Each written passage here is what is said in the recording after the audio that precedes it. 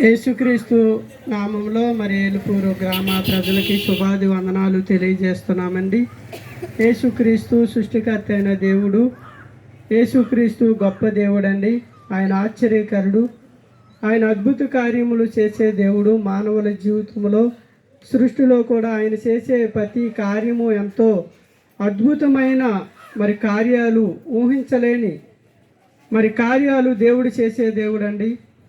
యేసు ప్రభు ఈ లోకంలో జీవించిన కాలంలో మరి కానాను అనే ఒక ఊరిలో మరి ఆయన శరీరధారుడిగా ఈ లోకంలో జీవించినప్పుడు ఆయన ఒక వివాహమునకు పిలువబడ్డారండి. గొప్ప ఉన్నతమైన కుటుంబం. ఆ వివాహముకు ఆయన యేసు ప్రభువుని పిలిచినప్పుడు యేసు ప్రభు తనతో ఉన్న వారిని తీసుకుని తల్లియు మరి బంధువులందరూ కూడా వివాహానికి వెళ్ళారు. వివాహంలో అద్భుతం ఏమిటంటే ద్రాక్షారసము ఇవ్వటము వచ్చిన వారికి ఒక ఆనవాతి కనుక వచ్చిన వారిని ద్రాక్షారసం ఇచ్చి వారికి చల్లని పానీయము ఇవ్వటము వారొక మర్యాద. కనుక అలాంటి మర్యాద జరిగిస్తూ ఉన్నారు వివాహంలో. కనుక వచ్చిన ప్రతి ఒక్కరికి ద్రాక్షారసము ఇస్తున్నారు. ద్రాక్షారసము అనేది ఎంతో ఆరోగ్యకరమైనది, ఎంతో బలాన్ని ఇచ్చేది. కనుక అలాంటి ద్రాక్షారసము అయిపోయింది వివాహంలో. కనుక వివాహంలో ద్రాక్షారసం అయిపోవటం వల్ల మరి అది లేని లోటు ఆ వివాహానికి ఎంతో అవమానం. ద్రాక్షారసం అయిపోవటము అంటే ఎంతో అవమానకరం అండి. కనుక వచ్చిన వారికి అయ్యో ద్రాక్షారసం లేదు అని పెద్దలు అందరూ కూడా, వివాహకర్తలు, ఆ కుటుంబ యజమానులు ఆందోళన చెందుతున్నారు. ఆ సమయంలో యేసు ప్రభు దగ్గరికి తల్లి వచ్చి ఆమె ఆయనతో చెప్తుంది ద్రాక్షారసం అయిపోయిందని.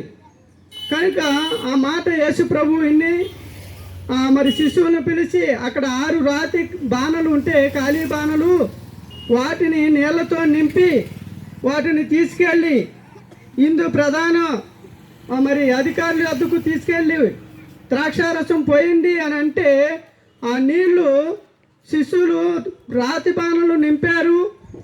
మరి ముంచి తీసుకెళ్ళినప్పుడు మార్గంలోనే అది గొప్ప ద్రాక్షారసంగా రుచికరంగా మారిపోయిందండి. కనుక విందుకు పిలువబడిన వివాహంలో మరి పాలు పొందిన వారందరూ కూడా మొదట తాగిన దానికంటే ఎంతో రుచికరంగా ఉంది.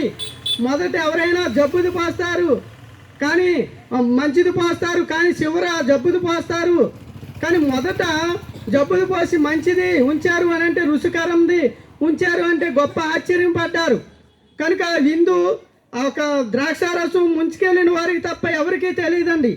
కానాను ఊరిలో వివాహములో యేసు ప్రభు చేసింది మొట్టమొదటి ఈ లోకానికి వచ్చి కార్యం చేసిన గొప్ప ఆశ్చర్య కార్యం అండి.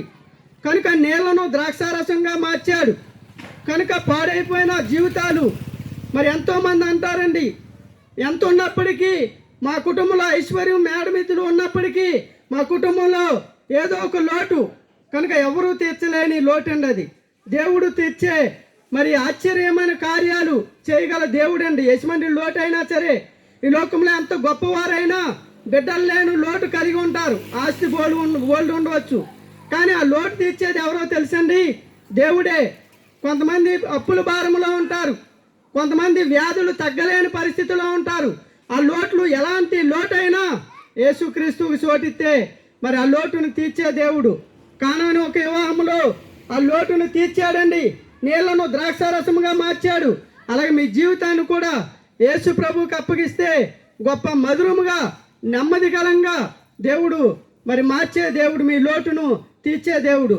అటు రీతిగా యేసుక్రీస్తుకి మీ హృదయంలో చోటు ఉండి అట్టి కృప దేవుడు మీకు అనుగ్రహించునుగాక. ఆమేన్.